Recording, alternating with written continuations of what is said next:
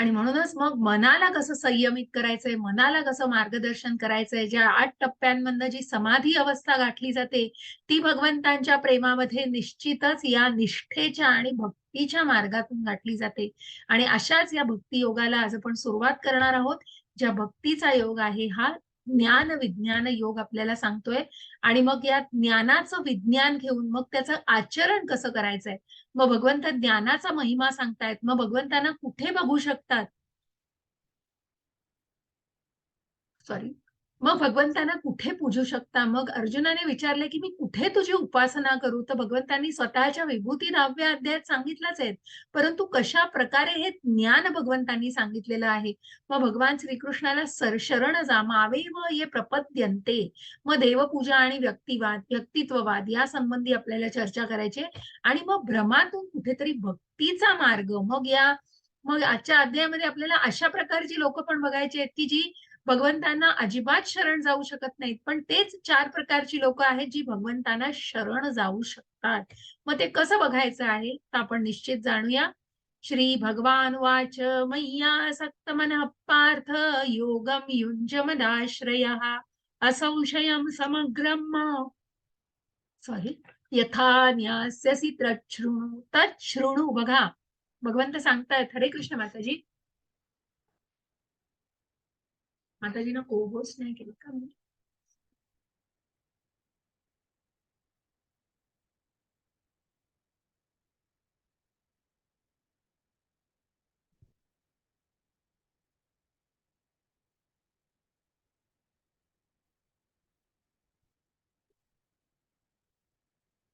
हरे कृष्ण माताजी. श्री भगवान म्हणाले, हे पार्थ, माझ्या भावनेने पूर्णपणे युक्त होऊन योगाभ्यासाद्वारे माझ्यावर मन आसक्त करून तू मला पूर्णपणे निसंदेह कसा जाणू शकशील ते आता ऐक. हरे कृष्ण. हरे कृष्ण. मग ज्या योगाभ्यासाने, ज्या अष्टांग योगाने आपण बघितलं, की मग योग मिश्र भक्ती पण बघितली, की योग म्हणजे काय हो शेवटी.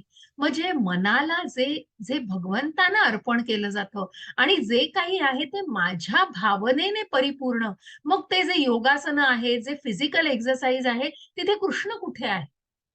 आणि मग जर ते कृष्णच त्यामध्ये नाहीये, मग स्वतःच्या मानसिक, शारीरिक कुठेतरी स्वतःला निपुण करणं आणि या सगळ्या गोष्टी मान्य आहेत. कारण कुठेतरी देहधारी भावनेमध्ये जगताय.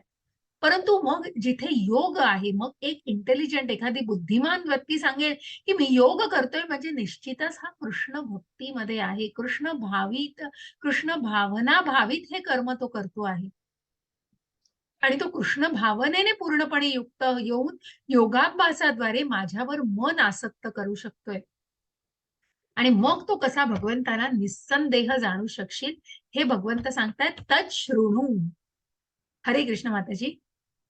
हरे कृष्ण. प्रत्यक्ष ज्ञान आणि दिव्य ज्ञान हे दोन्ही प्रकारचे ज्ञान मी तुला पूर्णपणे सांगतो. ते जाणल्यावर तुला आणखी काही जाणवयाचे शिल्लक राहणार नाही. हरे कृष्ण. हरे कृष्ण. असं भगवंत ज्ञानाचा खजिना आता भगवंतांनी उघडलाय. मग भगवंत सांगतायत, की तुला या योगाभ्यासाद्वारे मग जो योग करतो आहे, परंतु ज्याने मनावर नियंत्रण मिळवलं नाही, जो मिथ्याचार आपण बघितला, जे शो बॉटल स्पिरिच्युअलिझम फक्त दाखवेगिरीसाठी नकोय, किंवा ते युक्त वैराग्य आणि फलगू वैराग्य आपण बघितलं, की मग फलगू वैराग्य का आहे? कारण कुठेतरी अधःपतनाला पुन्हा त्या भौतिक जगामध्ये गुरफटण्याची शक्यता आहे. कारण मला मोक्ष प्राप्ती हवी आहे, मी त्याच्यामध्ये अजूनही आहे, तिथे कृष्ण दिसत नाहीये. आणि म्हणूनच मग जे युक्त वैराग्य आहे, की मी कर्म करतोय, पण जे करतोय मी ते भगवंतांना अर्पण करतो आहे. आणि म्हणूनच अशा प्रकारचं जे प्रॅक्टिकल नॉलेज, प्रत्यक्ष ज्ञान आणि जे ट्रान्सिडेंटल, की जे आध्यात्मिक असं दिव्य ज्ञान आहे, असं पूर्णपणे मी तुला जेव्हा सांगेन, तेव्हा तुझ्याकडे कुठलेच प्रश्न उरणार नाहीत आणि तुला ऐकायसाठी काही शिल्लक राहणार नाही. मनुष्याणां सहस्रेषु कश्चिद्यत्तति सिद्धये यततामपि सिद्धानां कश्चिन्मां वेत्ति तत्त्वतः. हरे कृष्ण. सहस्रावधी मनुष्यापैकी हरे कृष्ण. हरे कृष्ण. सहस्रावधी मनुष्यापैकी एखादा सिद्धी प्राप्त करण्याचा प्रयत्न करतो आणि सिद्धी प्राप्त करणाऱ्या त्या मनुष्यापैकी एखादाच मला तत्वतः जाणतो. हरे कृष्ण. हरे कृष्ण. मग जसे मॅरेथॉन मध्ये आपल्याला दिसत आहेत की लाखो लोक रजिस्ट्रेशन करतात, लाखो लोक पळतात, परंतु अशी एखादी दुर्मिळ व्यक्तीच असते जी शेवटपर्यंत स्पर्धा, मग काही जण हरतात, काही जण थकतात, काही जण म्हणजे त्यातला इंटरेस्ट जातो त्यांच्यातला. मग अशी एक ना अनेक कारणांनी, पण सुरुवात तर खूप बऱ्याच वडांनी केलेली असते.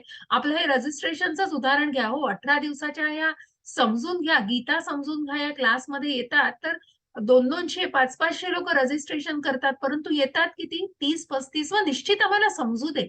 आमचे VFS पण आहे, की तुम्ही तुमच्या प्रतिक्रिया द्या, की तुम्हाला अध्ययनाविषयी काही वाटतंय का? किंवा तुम्हाला समजत नाहीये, तुमचे टायमिंगचे इश्यू आहेत.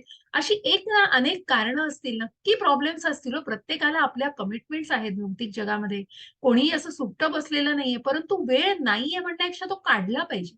आणि म्हणूनच मग या मॅरेथॉनचं उदाहरण घेऊन सांगितलं, की एखादाच मग भगवंतांचा स्वभाव प्राप्त करू शकतो, ती सिद्धी प्राप्त करू शकतो आणि मगच तो एखादीच व्यक्ती तशी भगवंतांना तत्वता